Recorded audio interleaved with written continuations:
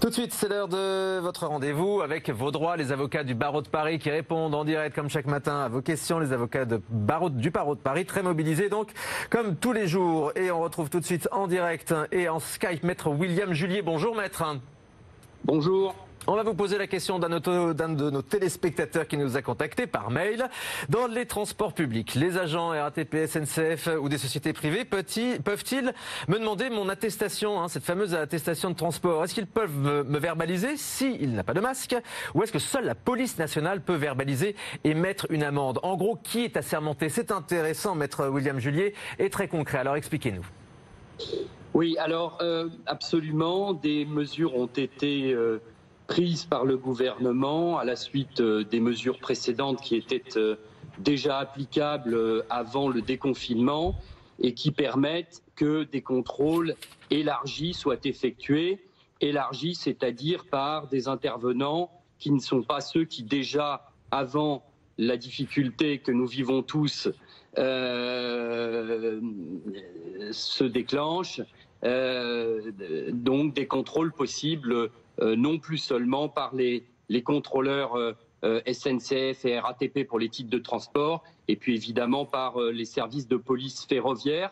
Donc possibilité pour les agents RATP, SNCF de contrôler les attestations au même titre que nous avons vu les employés de la mairie de Paris aider les policiers municipaux et puis les forces de police à contrôler les attestations dans les rues. Donc possibilité absolument que des contrôles soient effectués. Possibilité à la suite de ces contrôles aussi que des verbalisations interviennent, des verbalisations, alors avec cette précision, uniquement pour les contraventions.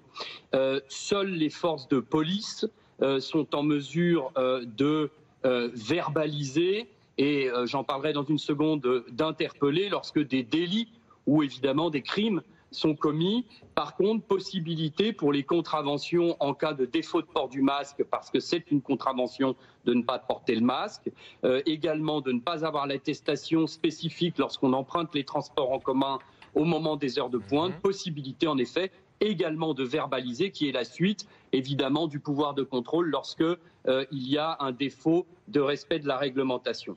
Deuxième partie de la question de votre internaute, la question du serment. Alors ça, c'est une question très importante.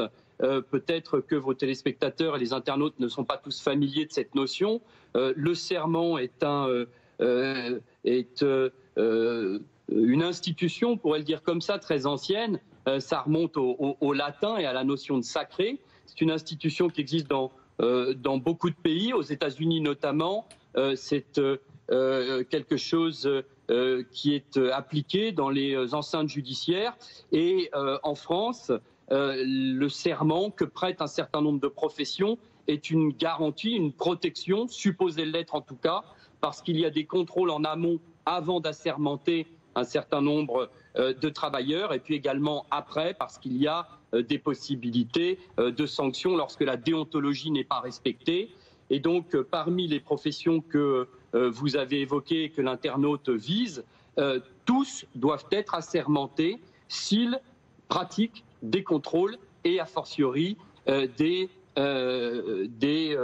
verbalisations. Donc voilà, les contrôleurs de la RATP ou de la SNCF, tous ces agents mobilisés en ce moment, peuvent nous verbaliser, si on comprend bien vos propos. Merci beaucoup, maître William Julier, Absolument. Avocat au barreau de Paris. Merci de vous mobiliser pour nos téléspectateurs. Comme chaque jour, voici le numéro de téléphone pour poser toutes vos questions d'ordre juridique à nos spécialistes. 06 13 02 46 93, 06 13 02 46 93.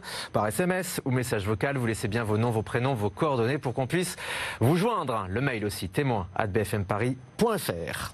Allez, tout de suite, on retrouve Virginia pour la météo avec